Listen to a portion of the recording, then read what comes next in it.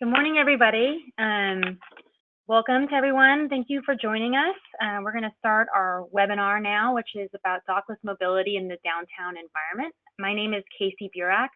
I'm the Vice President of Policy at the Downtown Austin Alliance. And we're very pleased to be co-hosting this webinar with the City of Austin's Transportation Department. That's Laura Dierenfield, who's here with me this morning. We have folks from Downtown Dallas, the City of Dallas, the Downtown Seattle Association, and Commute Seattle, who I will introduce later. And just as a reminder, when the Q&A portion of the webinar starts, which will be the last portion of our webinar, you can type your questions into the GoToMeeting chat box on your screen. You'll see there's also already a prompt there asking you to do the same. So now I'll hand it over to Laura Dierenfield, who's the Division Manager of Active Transportation at Austin's Transportation Department, who will give us an update on the status of Austin's Dockless Mobility Program. Thank you. Thanks, Casey, and good morning to everyone, and thank you for joining us. As Casey mentioned, please do feel free to use the chat function to share your questions. We will be curating those at the end of the webinar. Again, thanks for being a part of this, and thank you to our speakers. I'm with the Austin Transportation Department. I'm the Division Manager over Active Transportation and Street Design. And so what I'll do is give you a brief overview of dockless mobility and then touch upon some of the actions that Council took really very, very early this morning. I think they ended their deliberations about 2 a.m., so we'll share a little bit about that. So today we want to talk specifically about this idea of dockless mobility in our downtown environment. And excuse me, I'm just gonna make sure we can get here to the next slide. We do have a bike share system that's station-based here in Austin. It's about 4 years old, and we have 530 bikes and 64 stations as a part of this system. This system is owned by the City of Austin and managed by a nonprofit called Bike Share of Austin under a contract with the city. We, as many of our Austinites know, are a place of great interest in the mobility space. And back last year at South by Southwest, we had some interest in operating dockless bike share, which we did a very small pilot during the South by Southwest Festival and have had just interest in serving this market ever since. And as we've been looking at this mobility service model, other cities have started to adopt dockless mobility, and particularly bike share and electric assist scooter share in various places around North America. And we are really pleased to have our counterparts from Seattle and Dallas here today to share their experience. Obviously, there's legitimate concern when it comes to free-floating mobility, and we want to get into some of that as well. We also want to talk a little bit about the opportunities that this type of mobility service can offer. So certainly some of our challenges with follow along the lines of parking, sustainability, financial assurances, and how you deal, especially in the downtown environment, with license agreements. As well, we have concerns around bike waste and overall sustainability of these systems at scale.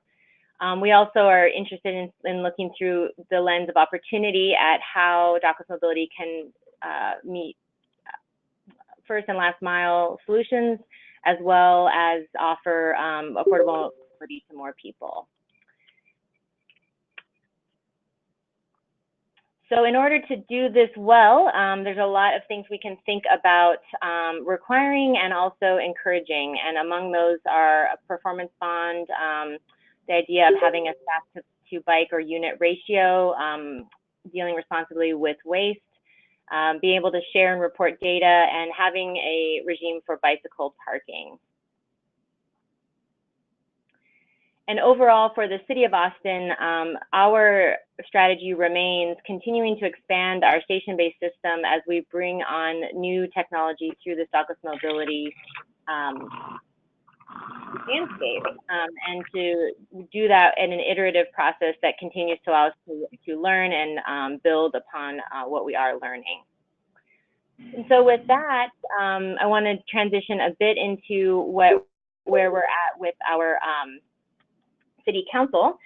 So last night, the Austin City Council considered an ordinance that would allow us to both open up a licensing process as well as offer some additional enforcement capabilities. That ordinance did ultimately pass with some amendments, and we will be taking the immediate time here to address the enforcement operations, as well as sorting through the various amendments that council had from the dais, so that we're clear as to the rules and the way forward with our program. So that will all be coming out in the coming days, and we are happy to answer questions as we get into the Q&A after our speakers. And so with that, we will be transitioning to our speakers. I'll have Casey introduce them, and we also realize here we have a lot of interest in the webinar. Just as an FYI, I think we have maxed out all of our capacity for the webinar. So great to have everyone here. And for those who did not get a chance to be on the webinar today, we are recording it. And so we'll be able to share that with any and all folks that have an interest in this topic. And so with that, I'll toss it over to Casey. Great, thank you so much. So we're going to start with the Dallas experience with Dockless mobility, which I believe has reached our news headlines as well, and especially being a sister Texas city. And to start us off, and someone who can speak to that is Dustin Bullard, who is the Vice President of Public Space and Design for Downtown Dallas, Inc. So kind of Downtown Austin Association's counterpart in Dallas. And since joining Downtown Dallas in March of 2011, Bullard has labored to ensure that every possible public space in the central business district is well-designed, active, and clean. He strives to provide distinguished design and exceptional pedestrian experience alongside the City of Dallas, independent developers, and stakeholders, and he adds to Downtown Dallas's sustained success. And he has been working with property owners, stakeholders in the City of Dallas, and bike share operators to determine the common sense regulations and optimize operations in Dallas. So he's going to speak a little bit to the experience in Dallas with the issues that they've had in their downtown environment. So we'll hand it over to him, so he can also be the presenter on the presentation. Thank you, Casey. I'm going to pull my screen up really quick here. Is that visible? Yes, we can see it. Thank you. Okay, great. Thank you. So I'm going to run through briefly kind of where Dallas is and how we started in the bike share kind of realm, and where we feel like we are today and where we're headed in the future. So just as a little background, our organization, DDI, or Downtown Dallas, Inc., worked for over 5 years on trying to establish a dock-based system in Dallas.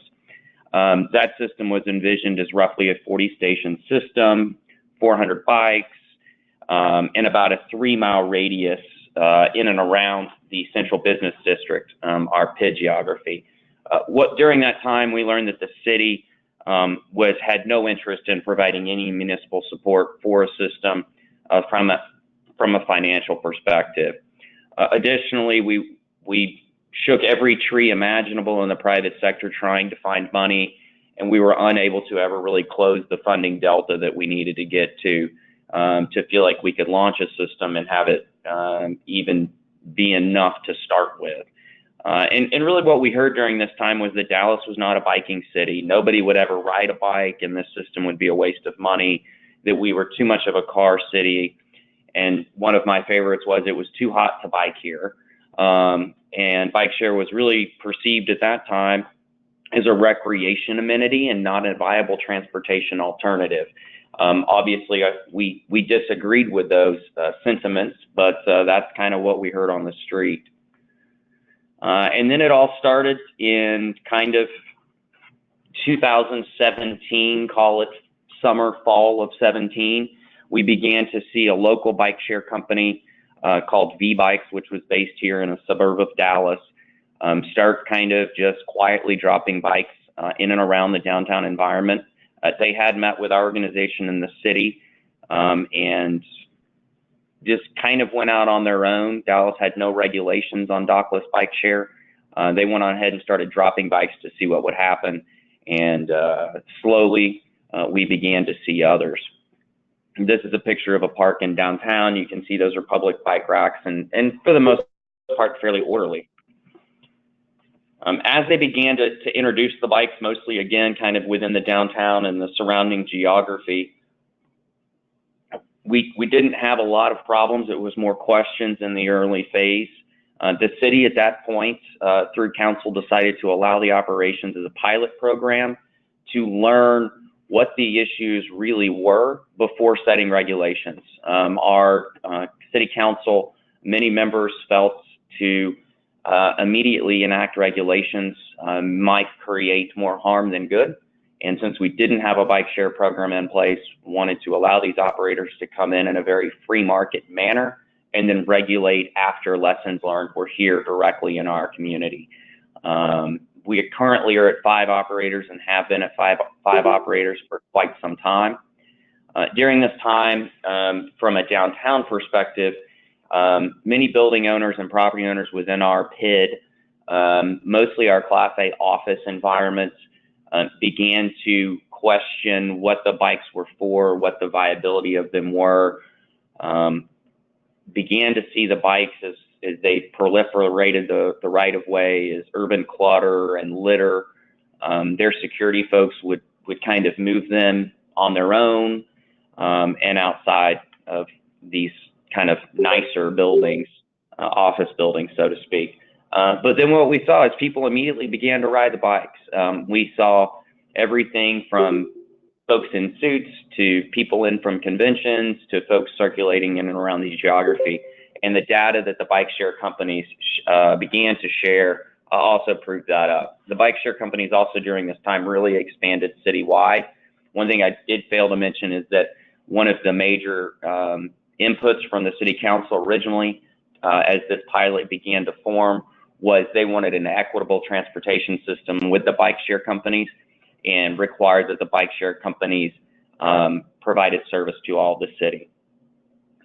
And that was, again, not really in true regulations, but more of a just edict. And as we began to get more bikes, we began to get some issues. This kind of just shows we had a few companies that would have a damaged bike, and it would be days, sometimes weeks before they would pick up the damaged bike. And so this began to be fodder on social media and traditional media outlets, and also just complaints that we as a downtown organization in the city would begin to get. A few other things that we've seen within the marketplace is wind tunnels. We have many areas in and around our downtown environment that are very windy. So these bikes were staged very appropriately to begin with, but through the course of Mother Nature have taken a tumble. And so again, that is not the look that we're going for within downtown, and nor are our property owners all that excited when they see something like this out of their front door. And then we also have issues with vandalism. This is actually a former line bike that someone decided to take the locking mechanism off and repaint silver, so they now have their own bike. We don't see a lot of this, but again, just kind of as a what to expect possibly. These are the type of things that we see. As a downtown organization, we run a clean team, a 12-member clean team that works 7 days a week. When they find an instance like this, which is rare, they will remove the bike and we will call the operator for pickup at a later date. So it is removed from the right of way, both the issue with the bent wheel or a disabled bike or a vandalized bike such as this. If we get to it first, we find it better to remove it than leave it within the right of way, but minimal work at that. And then really, I think in December of 2017, we hit what I would call peak bikes. This is a picture of one of our city parks that we actually manage on behalf of the city. And you can see that's probably 40 bikes in one park. There's no reason for this level of saturation. What we saw during this time was the operators flooding the market, trying to see how many people would ride bikes, where they would ride them, and almost an arms race between really OFO and line bike in our market here spin to a small degree during this time.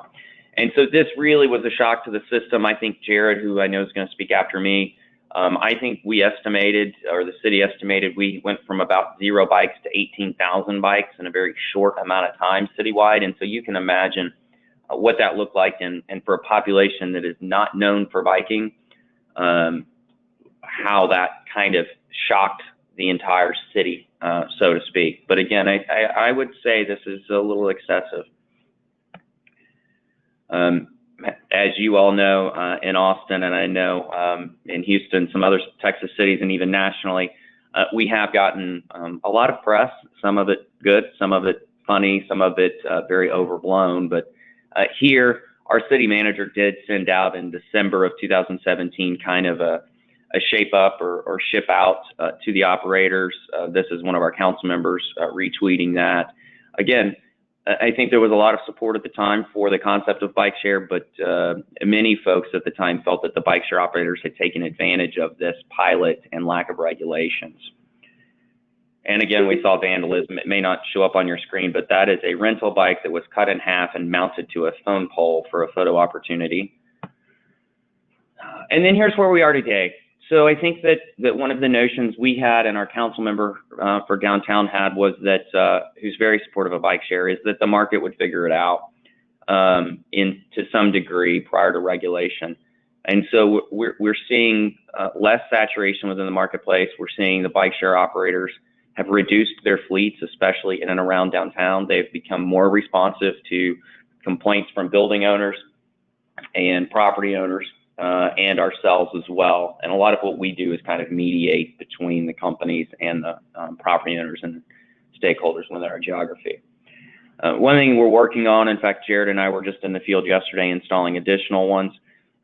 We are working to establish very simple, for the time being, bike corrals or bike parking locations for the Dockless bikes. So you can see here, this is literally just striping tape that's laid down with some very basic stenciling. This allows greater flexibility, in our opinion, to expand, reduce, or completely remove or move these boxes as we see ridership patterns changing and flexing. The bike share companies have been very open to this idea and helpful within the process. Long term, you could see us put kind of a vertical element on each side so we could prevent the bikes from blowing down within the wind.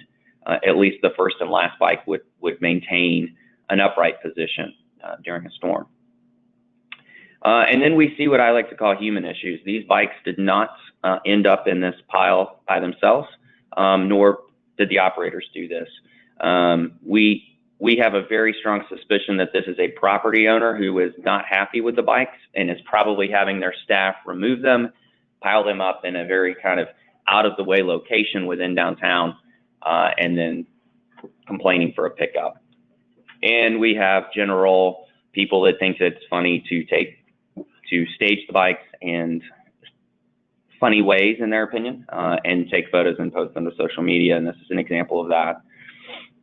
So here's where we are today. We're very supportive as an organization about Dockless Bike Share. Our role up until this day, and continues to be, to help solve the concerns and educate our stakeholders and work directly with the operators in the city on common sense regulations and operational issues, because downtown is a little bit more unique and challenging than the rest of the city of Dallas. We have expanded an existing program we already had in place to purchase and install additional bike racks within our PID service area. We are installing those bike parking areas and corrals that we mentioned. I already mentioned that our clean team will move bikes that are blocking the sideway or in a roadway or have been damaged beyond, kind of being able to be ridden. That has not created a burden on our staff outside of their normal job duties or prevented them from doing anything else. Most of our property owners and managers have come to accept the bikes. We have a few Class A buildings that still have requested bikes not be left in and around their property. And for the most part, the operators are not staging bikes there. One of the things we've had to kind of educate our stakeholders and property owners on is if one bike is in front of your building, generally that means someone rode that bike to conduct business or works within your building. And so again, that's an education. We are seeing that the bikes are being used heavily. And I think from our organization's perspective, that's a great thing. Circulating between downtown, within downtown, and around our surrounding areas as an alternative mode of transportation is very important. And then bike share is forcing a larger bike infrastructure conversation within the city, which we think is very important and helpful. Dallas, again, has not had a lot of on-street bike infrastructure. And so as we're having more bikes and more people riding bikes and the conversations are happening in more real time, it's advancing, we feel like, those conversations and hopefully action and funding by our city. And so with that, I'll turn it over to Jared, who works for the city of Dallas and works very closely with our organization to talk about regulations.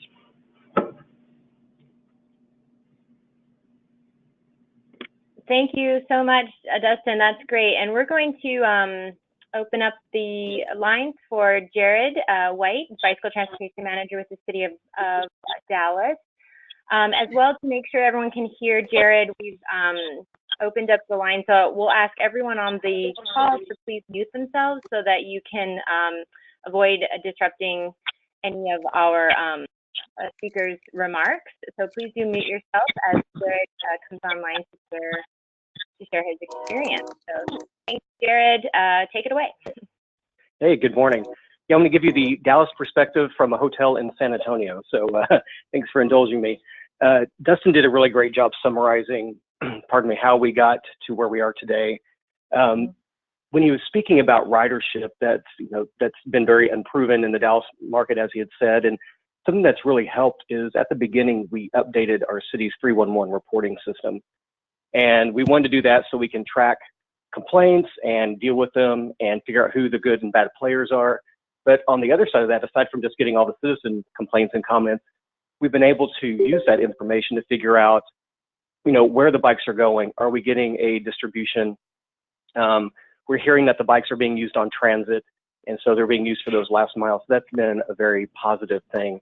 And so just from personal observation, I live and work in downtown Dallas, and I see people of the whole gamut using these bikes. Tourists, we do have some of the homeless population using them, but I also see people who are very much looking like they're going to work and to and from work. And one of my neighbors, I see him riding home on one of the bikes quite regularly. But from where we are kind of regulation-wise, we started back in August when we briefed our city council, and their determination at the time was like, let's do this pilot, as Dustin mentioned. Let's not get ahead of ourselves. This is new. And so let's see what the issues are before we start regulating. So we opened it up. It was open to everybody who wanted to participate.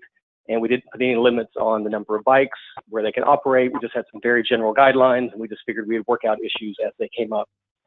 And we went back to our committee back in February and, kind of gave them an update on where we were with that. And kind of the guidance was, we're going to start working on regulations. Still wanting to leave it open. We don't want to limit the number of vendors, the number of bikes. A lot of other cities put caps on the number of bikes or cap the number of vendors. That's not something we had wanted to do. And then we've just been working over the last several months with the bike share operators to work on what these regulations are. We want something that works for us, and also works for them. We don't want to put something in place that's going to, force them out of the city. And we also don't want to put a fee structure in place that will then force them out of the city.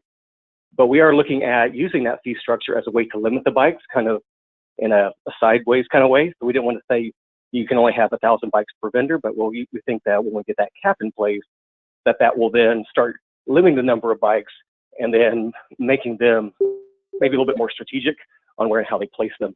So we're going to go back to council in next month on the 16th. We're going to brief them on what these regulations are, and then we're going to go for a final vote about a week later for them to take action on that. So then they will decide what they're going to do. An interesting wrinkle with this is with the people trying to bring in motorized vehicles like scooters specifically, the city of Dallas has an ordinance that prohibits the use of motorized scooters citywide. And so that's going to have to be addressed. And so we're going to take that at the same time and see what's the appetite for that. What does council want to do? And it's kind of mixed right now, because we'd have to rescind that ordinance to allow these scooter companies to operate within the right of way. So that'll be addressed at the time as well. And that's something else to consider as these companies come to different cities is, what do you want to operate? Because as these vehicles start to proliferate, we had issues with these bikes. Well, do we want to have the same issues or more with these scooters? So that conversation is going to have to happen. And it's been kind of heavily debated within the city. A lot of different opinions. It's gotten very political, but it's also been very interesting at the same time, just to kind of watch this process unfold and be a part of it, and kind of Dallas being kind of propelled ahead. We've kind of been lagging in this industry for quite some time, so it's been interesting to kind of be at the forefront and having these conversations with our peer cities and seeing how they're dealing with this and what's working and what's not. So we're going to kind of try to learn from each other and try out different things. I mean, that's kind of where we're at. Dustin did a really great job of summarizing where we are now. So I'll be around for if there's any further questions on specifically how the city is operating. Thank you so much, Jared. That was really helpful. Oh, yeah, and so this is Casey Burack again with Downtown Austin Alliance. I just want to also say, if you have questions or if they start popping up in your mind as our speakers are speaking, you can go ahead and type them into that chat box, and then we'll address them at the Q&A portion of the webinar, which will be after our Seattle folks speak. So I want to introduce Seattle right now. We have both Sean Sherman and Patrick Green on the line. Sean Sherman works for the Downtown Seattle Association. He's one of 4 safety team supervisors there. He's responsible for planning and coordinating the downtown ambassadors, similar to our ambassadors' daily efforts in providing a safe and welcoming environment to all who live, play, and work in the downtown Seattle area. He was born and raised in the Pacific Northwest. And we also have Patrick Green. He's a transportation specialist at Commute Seattle, which is their transportation management association, similar to our Movability, which is also under the umbrella of their downtown association. And Patrick collaborates with businesses in the downtown core, ensuring that they meet survey and reporting requirements for commute trip reduction efforts. And he's from California, but now living in Seattle. So if I don't know that they have slides, but they're just going to go ahead and start speaking to the Seattle experience with Dockless mobility. Great. This is Patrick here with Commute Seattle. So I'll start off with just some basics about the Commute Seattle experience with the permit for bike share, and then I'll go into some general feedback about that we get from the retail businesses in downtown, as well as the larger businesses. As you may have heard of some of them in Seattle. One of them is Amazon.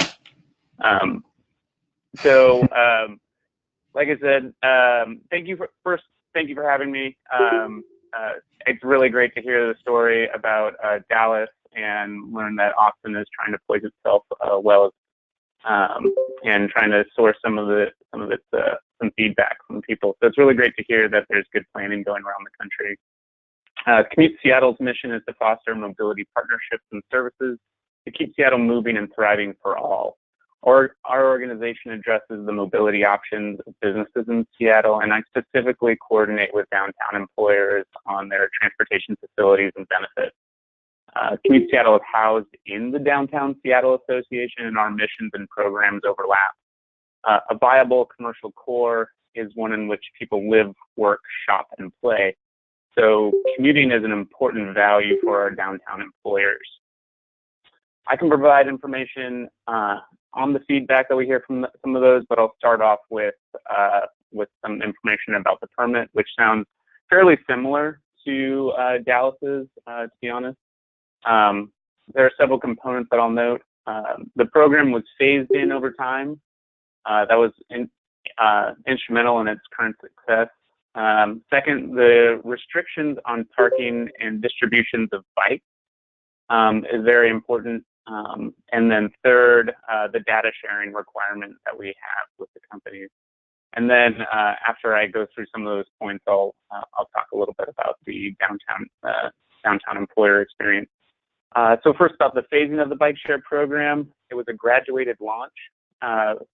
the program was phased in, and each company was given a cap on the number of bikes it could launch in the city. The company started with a max of 500 bikes, which was raised in the second month to a cap of 1,000 bikes, 2,000 in the third, and then after that, the cap was lifted. However, there is a cap on the number of bikes in a square mile, which is 340 bikes. As of December, there were 9,400 bikes, and we know that because it was a 6-month pilot period for data sharing effort. So with 9,400 bikes by December, the company's didn't come close to hitting the max cap in the city, which would be the 340 bikes per square mile. That said, the summer is just about to arrive in Seattle, and so today is actually quite cloudy. We're kind of all looking forward to when the sun comes. It'll be really lovely here, and we'll see if the bike share numbers increase with that weather. The redistribution requirements also serve as an equity objective, making sure that other neighborhoods receive bike shares. It's not just distributed in downtown or where the hip young folk live. They're getting, we see them all over the city, and making sure that people with different transportation infrastructures have access to those is important as well. So the second point is about parking. There are parking restrictions in the permit and operation requirements for it, and maintaining those parking restrictions can be pretty strict. Parking is allowed in the furniture zone, which is a space between the street and the sidewalk. Parking violations or unbalanced distribution of bike shares must be addressed within 2 hours during the weekday, 6 a.m. to 6 p.m. All other times have a 10-hour grace period. So people can call those in, shopkeepers can call those in, and ratepayers into our downtown association can call those in. Anybody can. SDOT, or Seattle Department of Transportation, has noted that the restrictions have placed some growth restrictions on companies. If an improperly parked bike must be moved, the company has to hire local staff to move it. Obviously, the more bikes you have, the more often violations will occur, the more staff you have to hire. And recently, Seattle has piloted a similar bike parking zone that was noted by Dallas, and they've piloted in 3 neighborhoods in Seattle, all in the retail cores of those neighborhoods. That option just launched a few weeks ago, and so SDOT is going to be reviewing the effectiveness in the next couple weeks. Lastly, on the data sharing component, all data supports enforcement as well as transportation planning, and that data definitely informs how the city is planning for bicycle routing, where facilities need to go, and how to better serve for safety and bike share demand, or bike infrastructure demand. The data provides some demographic information as well as time, distance, start, endpoint, all available through the data sharing requirements and permit. Okay, now I'll talk a little bit more about the experience of the businesses. First, the retail businesses, we haven't really heard discontent from them. The feedback that we've heard has been bullish on the program or indifferent. Retail sees bikes in front of their windows, and they know that people have basically ridden to their location or someplace near it. It's evidence that people are coming to that area. This jives with Portland's research into the contributions of cyclists into the retail cores. Cyclists make more trips than many other modes. They may not always spend as much as cars do, but they sure as heck make a lot more trips. Larger businesses, and I work a lot more with the larger ones, so the larger office tenants, they see bike share in a different way, but it's still positive. Larger businesses need more commute options here in Seattle, and bike share is just one more option. This is especially true for businesses that face a first last mile problem. That is, transit doesn't deliver commuters to the doorstep, so those commuters have to hoof it. Bike share bikes that start their day near transit hubs will often end up in their trips in sections of the downtown that lack the diversity of transit options. For these businesses, it's not surprised to see in the middle of the day bike share bikes lined in front of them or in the parking lot, something like that. Line Bike kind of echoed this feedback in their year-end report. 45% of trips started or ended within 50 meters of a transit station, and 39% of all Line Bike rides were during the weekday rush hour. So from a commuting standpoint, our organization sees bike share as an added service, and for retail, we believe it's served as an extra way of getting to those businesses, and it's evidence that people are traveling around in other options. So with that, I'll turn it over to Sean. Hello, can you hear me? Yes, we can. Thanks, Sean. All right, yeah. So yeah, my name is Sean. I'm a safety team supervisor for our safety and hospitality team in downtown Seattle. I'll just speak briefly on what our teams are observing and also what our clean team in the downtown Seattle area is seeing as far as, I guess, just concerns about the bike share program. So it's not unlike Dallas, where we're seeing a lot of tourists and visitors using. We see a lot of people working downtown using, which is great. Our job is to point people looking for highlights downtown, such as like the Pike Place Market or the Space Needle. Usually we'll see a lot of young folks on those bikes using those and getting to those locations quicker. So that's great to see. But with that, we do see kind of like as far as like the parking on the public right of way, how those bikes end up. We do have some wind tunnels downtown that will kind of knock bikes over after they're already orderly, I guess, put together. For us as safety ambassadors, we do address sleeping and camping on the public right of way. And so while addressing folks who are, let's say, in doorways, alcoves, or on the public right of way, it's not uncommon that our ambassadors will see some of these bike share bikes being used as like barriers or part of their encampment, or actually just we've seen a lot of locks on the bikes being tampered with. And so like now they're being used as personal bikes and kept at these encampments that we see and people that we have addressed. For like our clean team ambassadors, we utilize some large, it's called like our green machines, like a large vacuum kind of machine. And these operators who will sweep our retail core daily, they're having to stop this machine and then move at times some bikes to the side or like park them in an orderly fashion so that they can continue to work and be efficient as they can. Yeah, with that, I mean, obviously, like just like Dallas, you'll see some vandalism. You'll see some where people are trying to be funny with the bikes, and we have water nearby, so we've seen them in the water. We've seen them in different areas that obviously you can't utilize them anymore. So those are like the main concerns of what we're seeing in our daily efforts as we're out there in the field.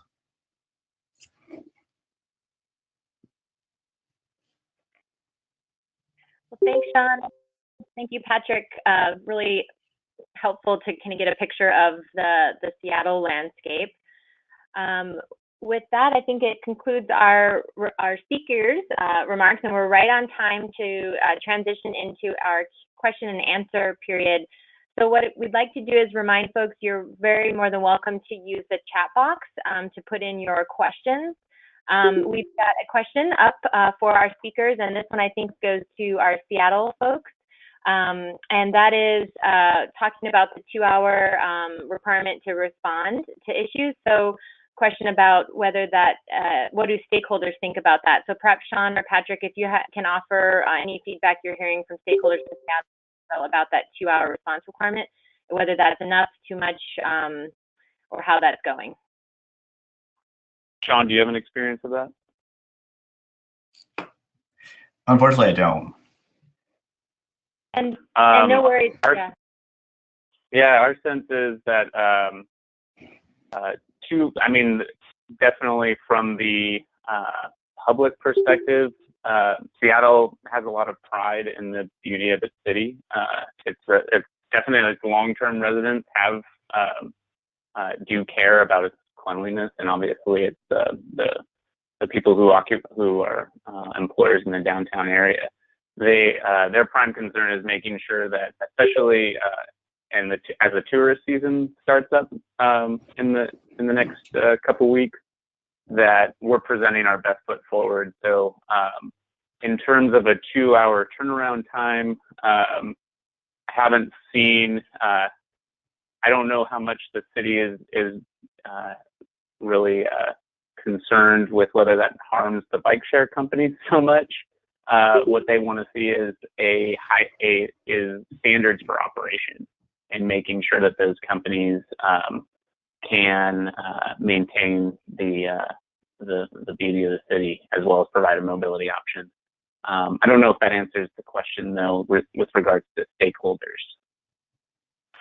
Yeah, thank you. I think it really was speaking to stakeholders like you all, Downtown Seattle Association and other stakeholders who are reporting these. So that's a helpful perspective. And I can offer, this is Laura with Austin Transportation, and talking with Joel Miller and the folks over in the city of Seattle, I think they felt that was a prudent amount of time to be able to have a response, as well as hold folks accountable to that, but also be realistic about what that amount of time would take. But we can certainly dive into that a bit more with our counterparts in Seattle. And yeah, my understanding too, Casey from the Downtown Austin Alliance, is that the city of Seattle also requires each operator to have staff in the city of Seattle, so that in a 24-hour or at least a long business hour customer service line that's provided on the bikes themselves. And so either the user or the downtown association or a property owner or tenant could call and report, or use 311, but maybe it'd be easier to directly report that to the operator if a bike is maybe not working or improperly parked. So I think that they have the regulations in place for that to happen. But yeah, it's a good question whether 2 hours is the right amount of time. Thank you. Let's go to our next question.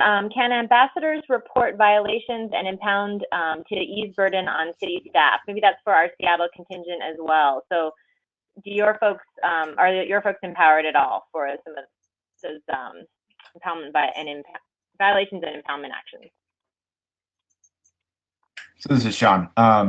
Right now, our ambassadors are not trained to report these violations. It's something I think we will eventually want to get into, especially we have in downtown Seattle, or in Seattle in general, we have a Find It, Fix It app where people can report certain things in the city, like broken lights or encampments or such. And eventually we want to start training ambassadors to utilize more applications and more, more tools in the downtown area. So I can see that something happening in the future, but as of right now, no.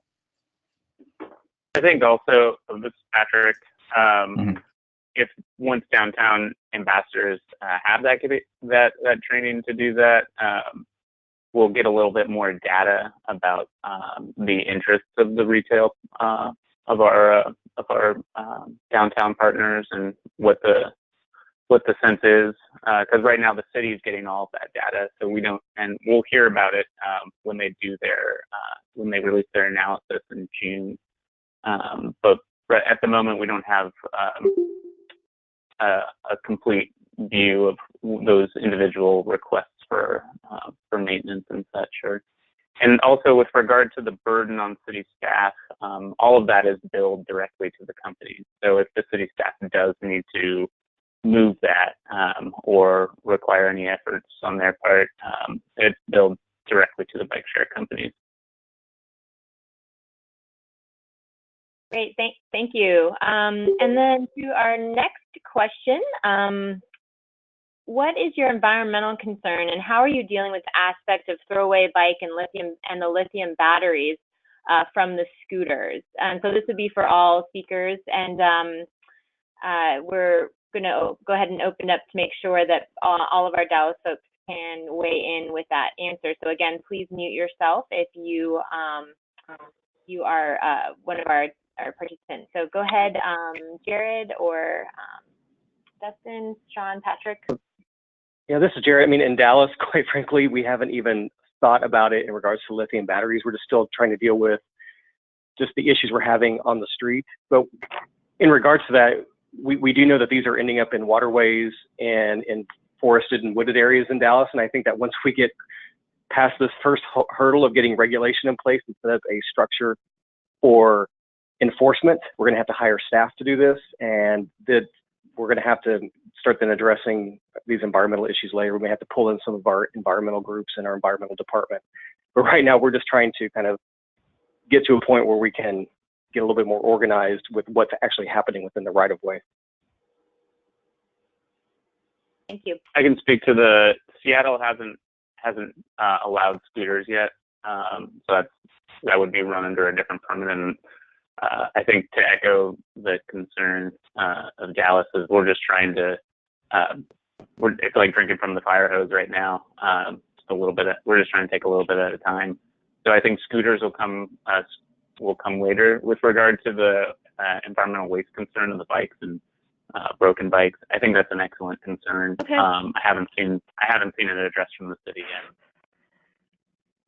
Do you guys have, in Seattle, are there electric bikes that might have batteries that people are concerned about getting? Oh, right, yeah. So Line Bike did release some electric bikes in the last couple months, and those, per the permit, there is not standards for recycling yet. Those, they have to be, I assume, charged each evening, similar to the scooters that we're seeing. I would assume, but we don't really see any of those. Those, whenever I've used one, it's always been decently charged. I'm not really sure about how the bike share is actually, how often those have to be rotated and charged, but I imagine it's every evening. I don't know. Can you hear from Austin? Yeah, hi there. Thank you, Seattle and Dallas, for that perspective. I think with regards to batteries and bicycles, it's my understanding that actually they can be switched out on the bike itself, and it continues to be a decent limitation, quite frankly, on the ability for electric assist bikes to be available on a larger scale in this kind of dockless model. Whereas I think as we understand that with the electric scooters, there's this model whereby the scooters are picked up for charging overnight. So slightly different situations from my understanding. With that question launched, we have one additional question here, and then we want to encourage everyone to please use the chat box if you're comfortable with that. And then as we move forward into the rest of our time together, we can also take questions from the audience. What we'd like folks to do is to introduce yourself and then ask your question. But before we do that, we're going to ask one additional question here. Question is from Molly to our Seattle and Dallas counterparts. Do you have any recommendations for Austin? And who would be on the team, what do you think? So perhaps Molly, if you could maybe expand a bit on your question just to offer a bit more context as to what you mean by team, that might help to break the ice on doing some out loud questions here as we move forward. So Molly, why don't you take the floor and ask your question? Yeah, it's just a follow-up to the environmental one. So knowing that you haven't been able to do it yet, if you were to start all over again, who would be on the team and how would you propose addressing that, and maybe who should be on our team going forward? This is Dustin from Dallas. I'll take a stab at that, Molly. From an environmental perspective, with just the physical bikes themselves, I think one of the concerns that we see environmentally is people just throwing them in waterways or in kind of environmentally sensitive areas. And so I think that it's important to have on the team initially and be prepared with staff from your waterway department or your floodway authority or whoever works in and around areas that are sensitive from an environmental standpoint, park biologists or park maintenance staff, if you have areas that are green belts or anything of that nature. And then I think it is training that staff to be aware of what to look for, giving them the tools to fish bikes out of waterways or protected areas. Those are basic tools, but it may not be something that all staff have, because it's kind of a new issue to be fishing these out in our case. And then document it. And I think from a regulations standpoint, that's a fine back to the operator. What we found sometimes, at least from our perspective, is not a regulatory authority, is this is kind of a cost of doing business for these folks, and so they may just absorb that. But I do think that there should be some type of a hit for bikes recovered within areas that are creating an environmental issue or concern, because I don't think the bike share operators right now should be the ones necessarily in some of these areas fishing them out, if that makes sense. Yeah, just to follow up, this is Jared from Dallas. We've been having a really big issue with that. We have a few miles from downtown is White Rock Lake. There's an old reservoir that's now a big park area. And so it's very popular. Millions of people go there a year. And so all the bikes are getting out there. And there are some environmentally sensitive areas, and they're also ending up in the lake. Also, the Trinity River and its associated floodplain kind of slice diagonally through the city. And that's under the purview of Trinity Watershed Management and Dallas Water Utilities. And so there's trails and whatnot all through there, but the bikes are ending up within the floodway and in the river itself. And when we have flood events, it's a big basin that fills up. So these bikes get swept down to the Trinity Forest to get caked in mud. So it's been a big issue with that. So again, pulling in these different departments, we've had big issues with the park department because they're kind of their own kind of separate entity in a way. And they're kind of at a loss of how to deal with this because they're still under the umbrella of how the city is dealing with it. And so just getting in all these different departments, you need to pull in your police department so they know what's going on. We've had questions back and forth with our Dallas Police Department because they're not sure what the rules are, what's going on, that type of thing. Thank you, Jared and Patrick. We have another question in the chat. And then again, a reminder, please feel free to share your questions as well. If you do have one you'd like to share verbally, we will open the floor up as soon as the questions are exhausted in the chat. So next question from the chat is, how do you ensure the cap on the number of bikes or scooters in the downtown is not exceeded? So this would be for Seattle, where there is a cap. Yeah, so this is Patrick. The cap is basically ensured through the data sharing. There is, let's see, so Lime Bike and Spin have had basically all the data is basically shared through an API. So Seattle can keep pretty decent tabs on it. OFO has had in the past a different system that is tracked through the phone and not the bike. So it's presented an issue for some of the basically concerns about whether OFO has exceeded the cap. But the city feels pretty comfortable right now that the caps have not been exceeded. And as I mentioned, through the report that was provided last fall, those were not provided by the companies, that was provided through the data sharing. So it's basically Seattle feels pretty confident that the caps have not been exceeded, but I can see how it would be a concern. Yeah. This is Dustin. Can I follow up on that from Dallas? Yeah, please do. So I think one of the concerns from the downtown environment, and Jared and I have talked a lot about this in the downtown area, is, the city could say we don't want any more than 1,000 bikes within downtown across all operators or any number that they have. In reality, that doesn't really help me or my property owners, because that still means that I could, in theory, have 100 bikes in front of our convention center at any given time.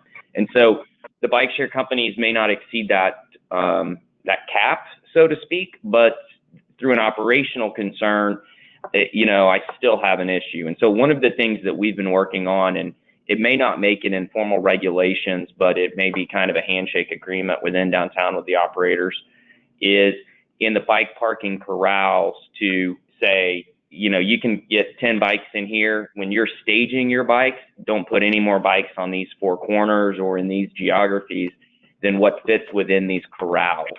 And so then that allows us both, that makes it very easy for the operators because their field staff may change over or whatever to kind of visually see, okay, I can put a couple bikes here and a couple bikes there.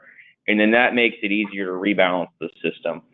Because again, we have a concern from a policy perspective and just saying downtown can only have so many bikes. You could still end up with 1 million bikes in front of one property.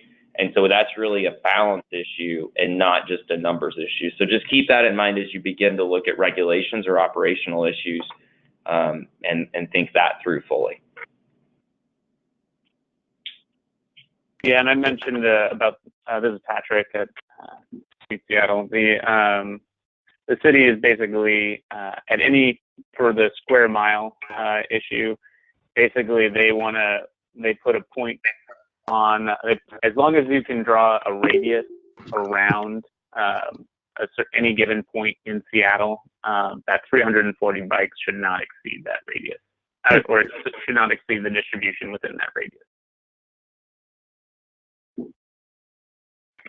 Thanks for that. Actually, that's a quick, may I ask about that 340 number? Do you know how that's derived? Not a clue. I don't know Okay. how they came up with that number. That's something to further explore. Thank you for that. Great. Well, we have another question. This from our university partners. How are the partnerships with the city's university and bike share going? You could comment at all on relationships with your major universities and colleges.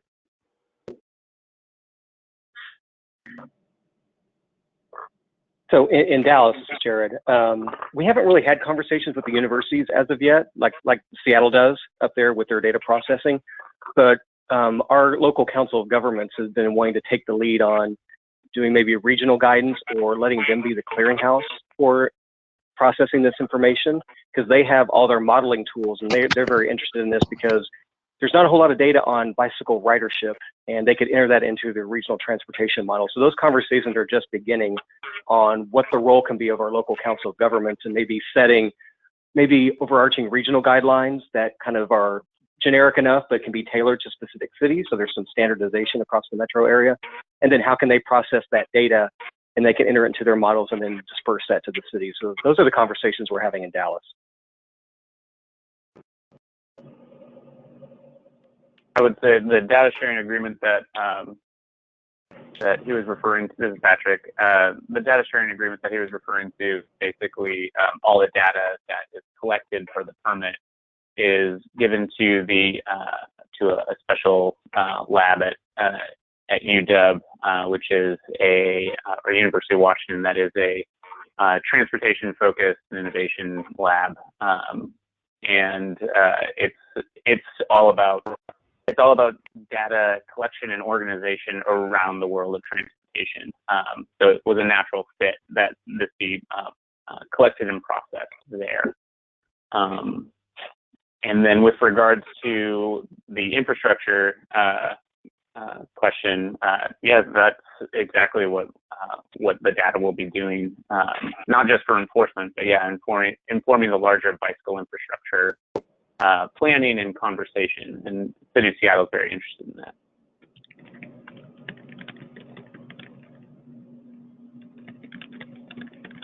Thank you. We have another question from the chat, and then we also, I think after this question, what we'll do is open up to the floor, as just want to make sure folks are feeling like they can ask questions if the chat is not working for you. So why don't we ask a couple of more, this question, and it looks like we have one more from the chat, and then we'll move over to spoken questions if folks would like to do that, just to make sure everyone has a chance to share. So with that, we have a question for Dallas. There was a comment about bike share being forcing bicycle infrastructure conversations. Could you elaborate a little bit, Jared or Dustin, about that? Yeah, this is Jared. So again, Dallas has never really been seen as a biking city, and we are woefully behind our peer cities in infrastructure development. And a lot of that is because people just don't think it's a biking city, or it's just not part of the culture, and cycling is not seen as a really viable mode. It's sad to say, if you're seen on a bike, you're either poor or homeless, or you've got your $20,000 bike and you're just training for an event. And that in between of people are actually using it to get somewhere, either to work or to run errands, that's just not really kind of in everyone's thought process. So the city's been hesitant, and it's been very difficult to get bike infrastructure implemented because it's not seen as a value. But as soon as these bike share companies showed up, it seems like a light bulb went off, and our policymakers are like, oh, we need to start investing in bike infrastructure. And with the data we've collected on how the bikes are getting to all different parts of the city, they're being used by transit, and we see which routes people are taking, those conversations are starting to happen a lot more, that we need to really invest in infrastructure. And another kind of issue that's forcing that conversation is we're getting a lot of sidewalk riding, especially in the downtown area. And it's starting to cause problems because a lot of people are riding. And so it's, again, people at the city are like, okay, I guess we really need to start focusing on where do we need to put bike lanes? Where do we need to put bicycle parking, either with racks or these big corrals? So those conversations are starting to happen, and feel the little wheels starting to turn, so to speak. And it's starting to turn on, that there's actually is a viable bike culture and a need that's not being met. Thanks, Jared. Could you talk a little bit, Jared, about the trip generation? I remember when we were together for the our NACTO gathering, I think it was something like 2.5 million trips since the bike appeared? Yeah, it was something like that. We got some limited data from Limebike and OFO, and I'm trying to remember off the top of my head, but it was the ridership was substantial, and they had, like, I think it was in the hundreds of thousands of trips since in a very limited time. They've had, peaks in ridership even during the winter months, which, I mean, generally Dallas is fairly mild, but it was been cold a little bit. But they're having increasing ridership, and they provided some origination heat maps so we could really start seeing where the hot spots are around the city. Yeah, I'm sorry I don't have that data in front of me, but the information that they provided was, it spoke a lot. And I keep getting teased by one of the bike share companies where they have like a kind of like a Strava looking kind of a heat map that shows desire lines, and they keep teasing me with showing me that. I haven't seen it because they're seeing definite patterns and definite routes people are taking across the city. So that could really help with our planning. Thank you. This is Patrick. I can speak a little bit to the some of the data that we've received from some of the bike companies. The average trip duration was about 30 minutes. The total trips, this is all during the pilot phase in the first 6 months. Total trip duration is so if you add up all the trips, you get about 7,300 days. The average trip length was about 3 miles. The total trip length, so that's all trips, is well over 1 million miles, 1,052,000. The total trips taken within the first 6 months was 347,000, and the average trips per day was about 2,700. The weekend trip percentage, or the split of the weekends that were taken on the weekends, was 33%. Thank you. Interesting. We have our last, or well, not our last necessarily question from the chat, but we have a question from the chat, and then we'll open it up to the floor. So, question from Molly: is the downtown organization that are represented here today able to recapture costs for their time and efforts? Maybe Dallas and Seattle, if you could speak to that from your experience. Sure. This is Dustin with Dallas. At this point, no, we aren't being compensated for any type of cost associated with picking up the bikes or any work that we're doing associated with that.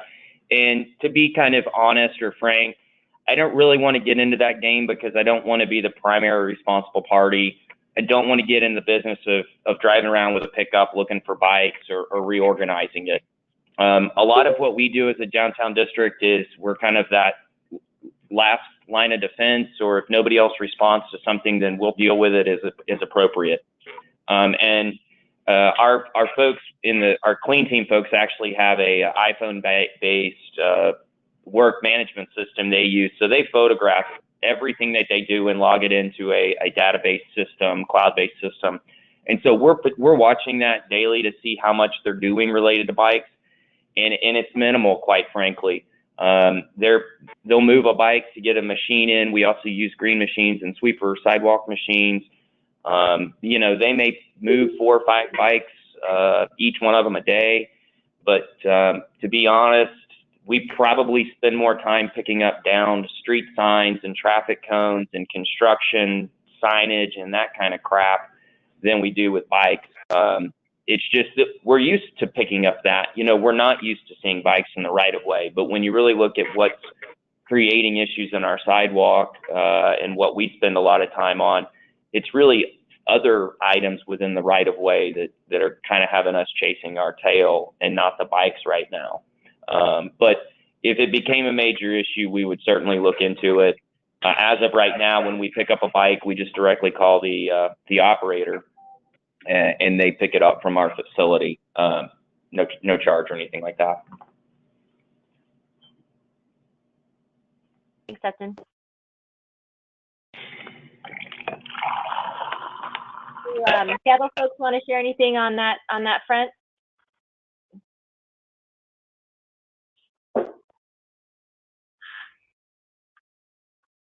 Hello. Hi.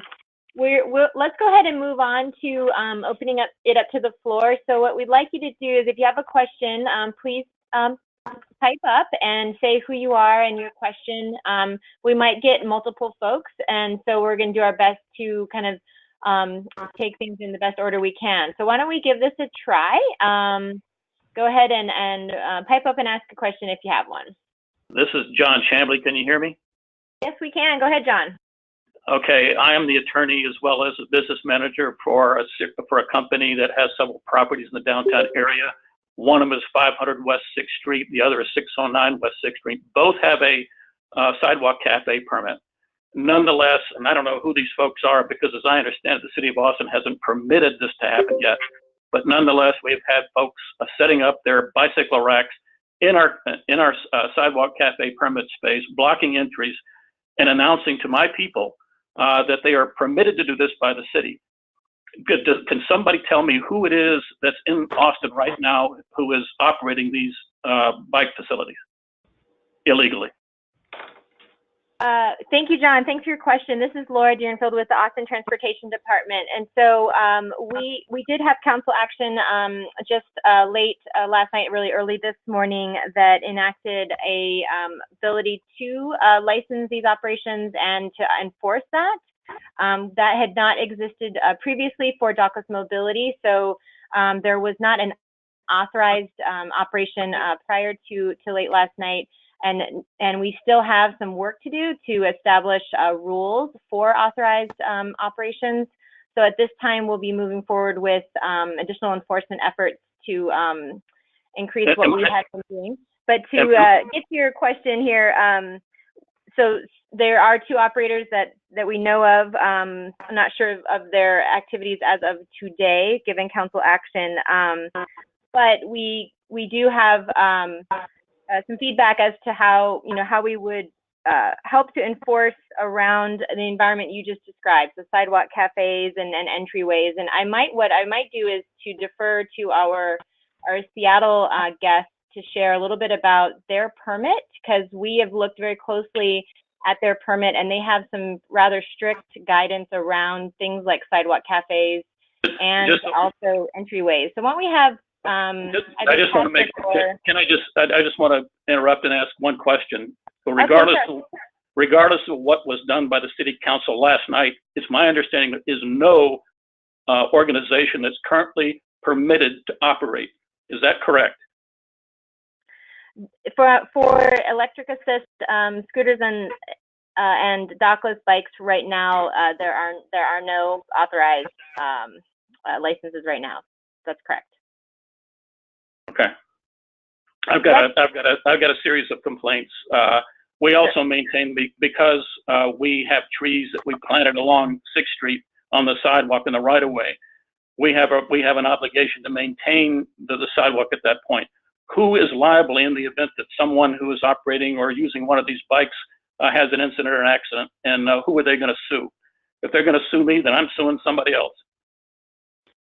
Yes, so a lot of those kinds of questions are ones that I think just fall on as to whether this is private property or whether it's public property, and then public property that's under a license agreement has another layer to consider. So those are all questions that the downtown environment really prompts, and is kind of the purpose of today's conversation. Perhaps with your questions, we can lean on some of our guests from Seattle and Dallas to share their experience. Why don't we go with the parking question that came up? So why don't we have Patrick or Sean, could you please chime in on that?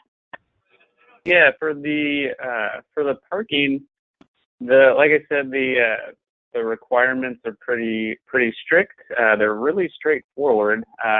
If you just look for the free floating bike share permit, there are some design standards that are noting what zones are appropriate for bike shares and where they can be parked. That said, they don't always get placed in those zones, obviously. So City of Seattle is coming up with those parking boxes and piloting those, and we'll see what that turns out to be. The furniture zone, I'm not familiar with whether Austin has these on its sidewalks. It's basically the space between the street and the sidewalk that Seattle has. These are spots for, there are trees, there is some grass in these areas, it's not supposed to be parked on grass, but it is supposed to be parked basically within that space between the main sidewalk. So it would be in between the trees. Well, then they shall not be parked in parklets or street eateries. They can't be parked in transit zones, bus stops, shelters, loading zones, disabled parking. Anything that's blocking street furniture is off limit. Curb ramps, entryways, driveways, that kind of thing. Anything that would block right of way.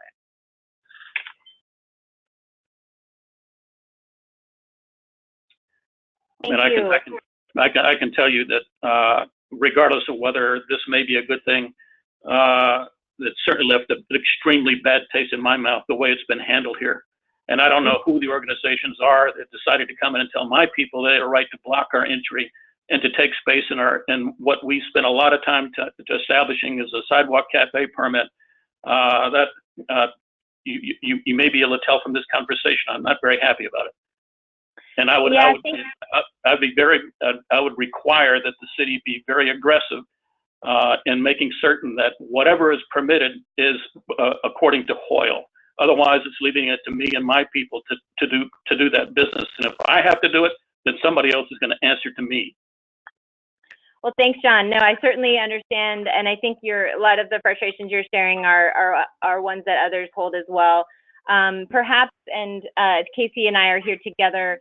What I'd like to do is follow up with you to understand a little bit better your unique concerns, and so we will do so following this call. And so appreciate that bringing that up on the call today. Why don't we open this up to a few other folks who may have questions.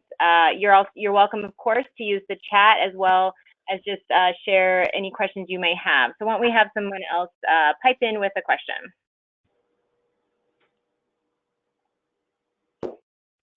I guess I scared everybody off.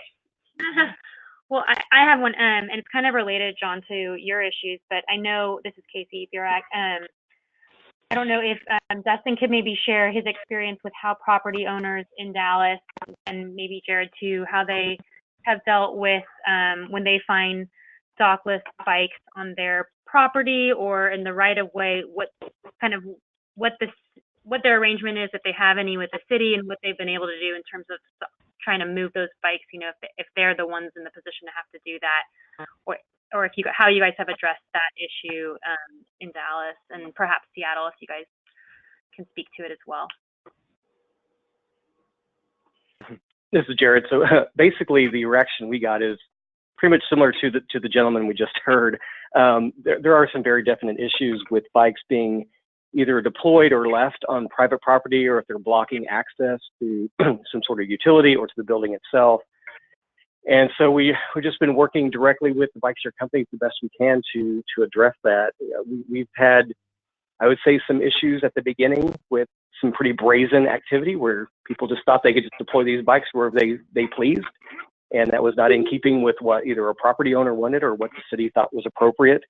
I think that's tempering a little bit, but it's still kind of on a property by property basis. Some people are real nice, are like, hey, all these bikes showed up. Hey, what can we do? And some people are very irate. It's been a chronic issue and it's not getting addressed. So it's kind of like we're dealing with it kind of triage, I guess, as each one comes in and trying to either reportedly or repeatedly keep contacting the bike share company to move it, or have a little bit more of a one-on-one with a property owner to see what the specific issue is. One kind of example is it's kind of it's not really a private property. It's a very popular bicycle pedestrian trail within the city. It gets quite a bit of use. We pretty much outright banned them from the trail. They cannot be parked anywhere along the trail because it's just becoming an issue. So it's kind of a very specific example of how we had to deal with too many bikes in one area, or they're being left in landscaping, they're blocking trail access, they're blocking the trail itself. So it's kind of similar, but a different type of issue. But it's very much kind of a one-on-one as they come in, at least from the city's perspective.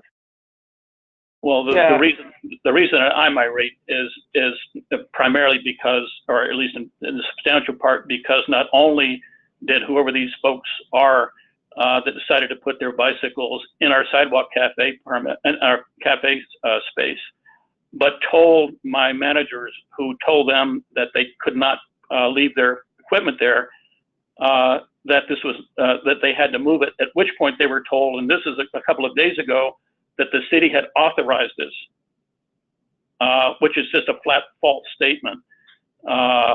There has to be some way for this to be organized and enforced in such a way that it doesn't force on me. And the property I'm talking about is Walton's Fancy and Staple. If anybody knows this part of Austin on 6th Street, they know where Walton's Fancy and Staple is. We have an alcove that has that we put cafe tables on. Take them out in at night, bring them in the morning, and shows up there's a bicycle rack, and somebody's saying that they were authorized by the city to put it there. Anyway. Yeah, thanks, John. And this might be a good transition for those who weren't on the call earlier to share a little bit about what council took action on last night. And so what we've been experiencing in our city over the last couple of weeks is a disruption in our public right-of-way, whereby companies are exploiting rather outdated right-of-way laws that don't account for this type of technology and this type of commerce in our streets. And so council took action last night to update our ordinance, our vending ordinance, the very ordinance that tries to encourage the type of environment that John just described, the idea of having, a place where people can sit and enjoy something to drink, or have, merchandise out on the sidewalk where you can, invite folks into your store. So that ordinance has been updated to better account for this dockless transportation, really future that we are in much sooner than we all expected.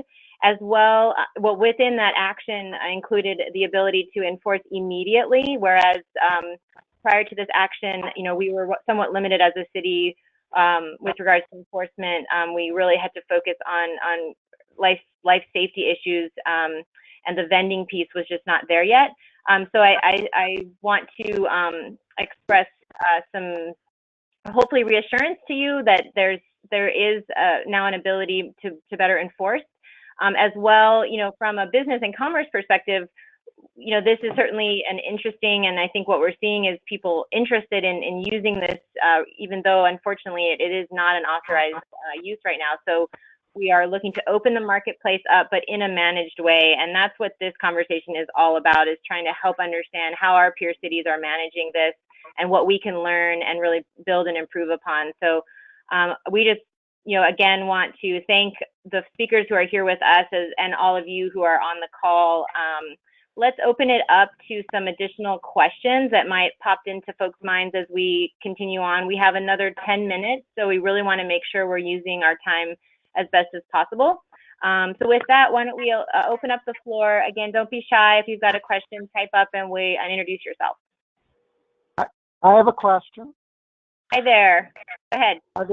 This is Elliot McFadden, Executive Director at Austin B-Cycle. This is geared towards Seattle. There was a report done last fall by the Tool Design Group, which is a national group that does consulting on bike share, that looked at issues with maintenance of the bikes. A kind of shocking number of bikes weren't safe to ride, and then bikes not being where they said they were on the app, and then a large percentage of bikes not being parked in the spot. And then when we look at a place like Portland that has a Dockless system that has U-locks on them, they found, just as an example, the Tool Design Group said 30% of the bikes weren't parked in the right place in Seattle, where 1% of the bikes in Portland weren't parked in the right places. Have you all thought about that sort of technology, which is rather than letting these be free-flowing, not attached to anything, which means they end up in waterways, they end up where they're not supposed to be, looking at requirements to actually lock to racks? This is Patrick. I can't speak for how the city is planning to address that. I can say that as a user, it is frustrating when you look for a bike and it's not there when it says it's there. I think that's a problem of the technology, and technology changes faster than infrastructure. The infrastructure question that you raised is more about, does the city have enough racks to actually accommodate that amount of bikes? I can say, as someone who works with large employers, that there are not enough racks to address the amount of bike commuters in Seattle. And we've recently, in a 2014 levy, there is a significant amount of funds, transportation levy, that a significant amount of funds have been directed specifically for providing bicycle racks and basically increasing access to those that infrastructure. But right now we still don't have enough infrastructure for bikes that have standard personal bikes, let alone bike share bikes. I think right now in the pilot phase, Seattle is probably going to be looking at, especially with the data sharing requirements, looking into whether those where those bikes are going, and then looking into basically seeing where infrastructure can be placed. So to your point, I can't say whether they're working on it now, but I can say that it's definitely an interest, and they'll be looking into that as like a possibility in the future. I can't rule it out. So just one thing to keep in mind: the Portland system, the provider provides racks along with for their system. So that is another option, which is that the providers either provide additional rack space or part of the permitting funding for additional rack space. I have another question. In the parts of Austin, there are. One second, John. I just want to make sure Elliot's question got answered. Okay. Was your question answered, Elliot? Well, I just was saying if there isn't sufficient racks and there's demand and there's monetization of the public space, is there a thought that maybe the demand for more racks could be, that burden would be bared by the providers rather than leaving it up to the public to have to pay for that? That's an interesting thought. This is that. Patrick. That's a really interesting thought. I haven't really heard of private racks being used in public space. We definitely see it on private property. But yeah, just as much as if it is in public space, then making sure that any sort of user would be able to use it and not just that particular bike share system. No, I think I think I was saying that if the companies are creating more demand for rack space rather than the public having to bear the cost of providing those additional racks that would be public racks, or the company is being asked to provide funding for that. Jared, you want to answer that from a Dallas perspective? Yeah, that's actually something we were looking into, and as we were formulating our permit structure, we wanted to include infrastructure. You know, can we, since they're creating this influx of bikes and users, can we charge for bike racks? Can we charge for bike parking? And can we charge for the bike facilities such as bike lanes, since, you know, that is to help better their business and, you know, better it for the city. If you go with a permit structure, you can only recoup the fees that it takes to process that permit itself. We can't charge for infrastructure. So it's been a challenge on how do we get the bike share companies to pay for this. It's very difficult to require it, because just with the way the rules and the laws are, we can only recoup the costs that are borne by staff to administer the program. This is Laura. I could offer that I know the city of Boulder is contemplating their regulations. It's going to their city council, if not already, and they are looking at a 1.5 racks per unit cost that would be borne by the operators. I think as initially envisioned, at least for the testing phase, the idea would be to have a fee per unit that then allows the city to put out additional racks. But certainly, you know, the additional requirements are something that we all can consider as a community. So thank you, Elliot. And I think John wanted to jump in with another question. John? Yeah, on 6th Street in particular, and where I'm talking about where our properties are, the sidewalks are narrow. How does the operators and or the city deal with the Texas Accessibility Standards and the Americans with Disabilities Act to the extent that it requires a clear path of travel at a specific width?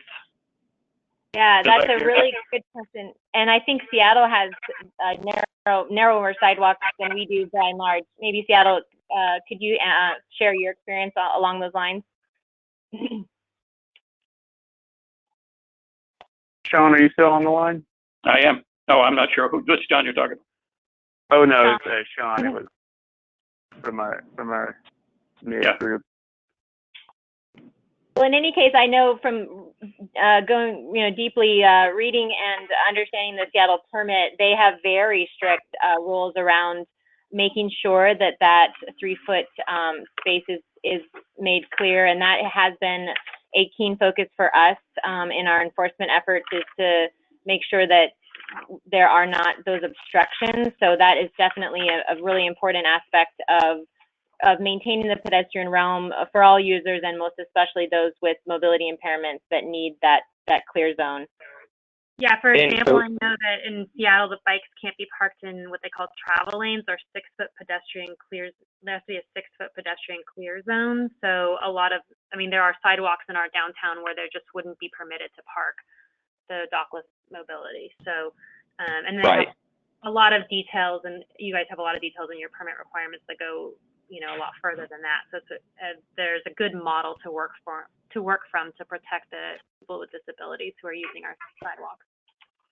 So in Dallas, as we're crafting our ordinance that we're taking to council here in a couple of weeks, we're putting in stipulations on the width of sidewalks where these can be parked. Basically, say you have to leave, at least a 4 or 5-foot clear zone. And we want to start using some of our GIS tools that we have to help monitor that. Later this summer, we're going to have an updated GIS layer of the city sidewalk network that's going to have sidewalk width on it. And we can use that and maybe overlay it with land use to set up different zones within the city. So there's different guidelines on where and for how long the bikes can be parked. And if we know the width, then we can say, okay, you can't be in this area, or the bike needs to be picked up virtually immediately. And then when we get to enforcement, we plan on having basically parking enforcement staff that would go out and they would monitor the situation. And then we also have the 311 system that would help with reporting and enforcement. Well, thanks, Jared. We're going to be watching those efforts closely moving forward. And we are coming up to our time, but I want to say to all of you that have joined us, if you have questions that you didn't get a chance to ask, I do see one here that we will respond to. What I want to encourage everyone to do is email our the email for this public engagement process, which is Dockless Mobility at austintexas.gov. That is Dockless Mobility at austintexas.gov. And please send in your questions. We'll be happy to respond or ask our guests here if they wouldn't mind answering questions that may have come in. As well, we have recorded this webinar, so we will post that as soon as it becomes available. And I want to encourage you to share this with your colleagues. And thank again our speakers for being a part of this conversation. They just really made their own time available for this. I want to thank Casey with the DAA for all the planning that's gone into this and her entire team. And on behalf of the city, we thank our community for being a part of this public process. And with that, we want to say a happy Friday, and thanks again for being a part of this. Yeah, thank you. And lastly, for John, if you could email us at docklessmobility@austintexas.gov so we can get in touch with you, John. Yeah, definitely. That would be great. So thanks again, everyone. Take care. Okay. Okay, thanks, Thanks, everyone. Thank you.